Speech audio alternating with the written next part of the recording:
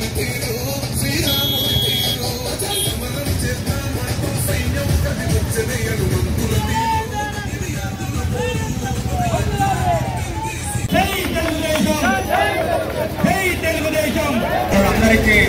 పేరు పేరున నమస్కారం తెలియజేస్తున్నాం.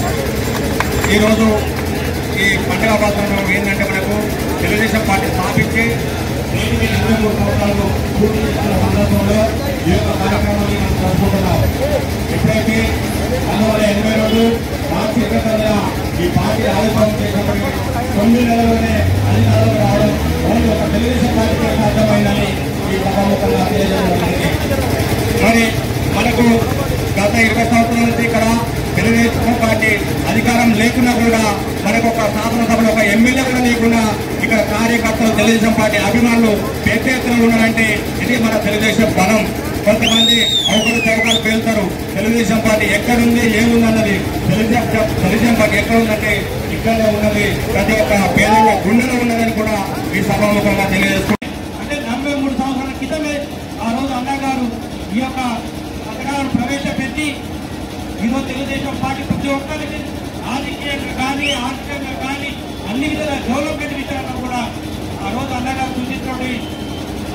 అలాగే ఈరోజు మనందరం అనుభవిస్తున్నాం.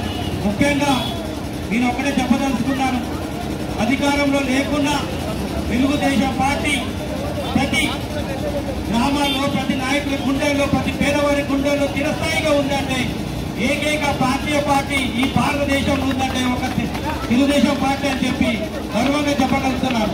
ఎందుకంటే 10 సంవత్సరాలు కూడా 20 సంవత్సరాలు దాదాపు అధికారంలో ఉన్నా లేకున్నా పార్టీ ఎక్కడ ఉందిరా అని అంటే ప్రతి పేదవారి గుండెల్లో ఉందని చెప్పడానికి మాట్లాడేదాన్ని ఇక్కడికి వచ్చిన వారే నిదర్శనం అని చెప్పి మీ అందరికీ తెలియజేస్తూ, ముఖ్యంగా ఏది ఏమైనా సరే ఈ ప్రాంతంలో 2 సార్లు తెలుగుదేశం పార్టీ అధికారము ఇచ్చారు.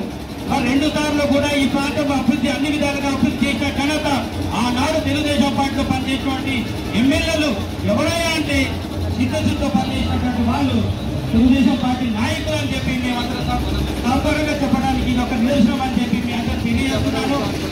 ప్రతి రాబోయే రోజులలో తెలుగుదేశం పార్టీ ఖచ్చితంగా ఇండియా ప్రభుత్వంలో రాబోయే స్థానిక ఎన్నికల్లో తప్పకుండా మీ అందరి ఆదరాభిమానాలతో రాబోయే రోజుల్లో కూడా తెలుగుదేశం పార్టీ ఖచ్చితంగా ఈ యొక్క స్థానిక ఎన్నికల్లో పోటీ చేసి మీ అందరి అభిమానాన్ని గౌరవ తీసుకుంటామని తెలియజేస్తూ, ఏ ఒక్క తెలుగుదేశం పార్టీ కార్యకర్త కూడా భయపడకుండా ధైర్యంగా ముందుకు రావాలి. ఏది ఏమైనా సరే మేమందరం తెలుగుదేశం పార్టీ మేమందరము మీ అండదండంతో ఉంటామని చెప్పి మీ అందరికీ అందుబాటులో ఉంటాము. ఏ కష్టం వచ్చినా నష్టం వచ్చినా తెలుగుదేశం పార్టీ సైనికులుగా మీ ముందు ఉంటామని చెప్పి ఈ సందర్భంగా తెలియజేస్తూ, మనకు